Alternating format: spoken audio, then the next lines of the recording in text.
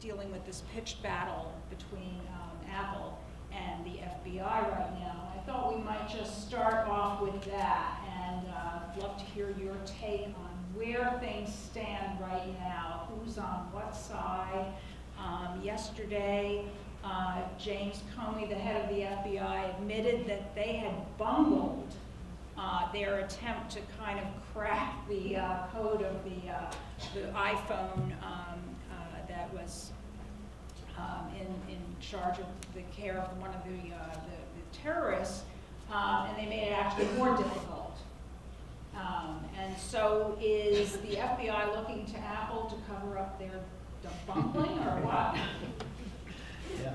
Well, look, it is an amazing confrontation, you know, and I think vexing for a lot of people, because this crystallizes the tension between security and privacy, and both sides, the FBI and Apple, are sort of using this case for their own larger purposes.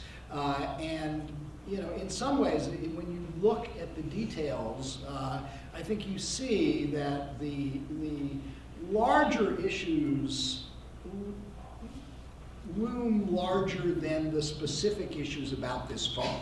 And let me just give you an example of that.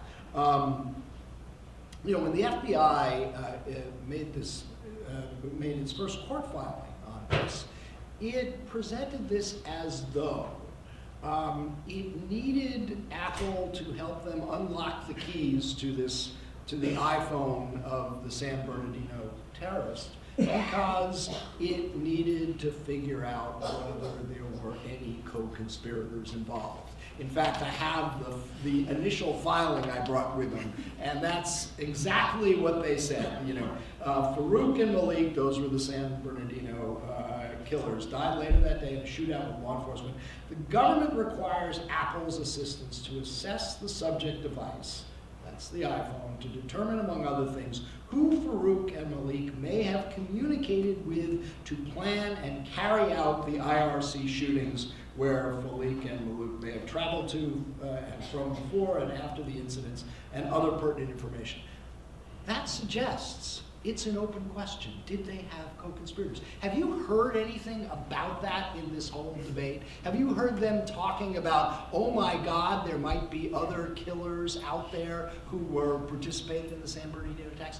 No, you haven't heard a word about that, because the FBI pretty well knows at this point that they didn't have any co-conspirators. How do we know that? For one thing, you may remember there was a big debate during the Republican primaries, one of the Republican debates, about the USA Freedom Act, which took effect November 29th, 3 days before the attacks. And that was the law that said the NSA could no longer keep a database of everybody's phone calls, but if they needed phone records of anybody, metadata that would tell who anybody called and who called them and what time they got called, and they could get it through this court process going to the Foreign Intelligence Surveillance Court. Well, as it happened, I had interviewed Admiral Mike Rogers, the director of the NSA, on the Friday afternoon before the Apple filing. And this was the first opportunity anybody had to ask him about the USA Freedom Act, which had just taken effect. And one of the first things I wanted to ask him was, how did it work? Were you able to get the phone records? How long did it take? What about the San Bernardino case? And he confirmed, oh yeah, we got those phone records. They didn't show any overseas connections, and we got them within hours. So everybody who called that phone and every call that was made from that phone, the NSA and the FBI already has those records. And they knew from the start that there was nobody who they were communicating with using that phone who was part of the San Bernardino attacks. And now, in addition to that, obviously they did a massive investigation, as the FBI always does, and looked at, you know, anybody and everybody who had contacts with it. They had lots of other ways of talking to anybody associated, and there hasn't been a whisper or suggestion that this was anything but, two lone wolves who were inspired by ISIS, as we've had many cases of, and perpetrated this horrific act. So that's not to suggest that there wouldn't be some, additional investigative clues that might be on the phone that might tell us about who was on their contact list or other information. But the basic idea that the FBI needs this phone unlocked to find out whether there was a co-conspirator really doesn't hold up to the evidence.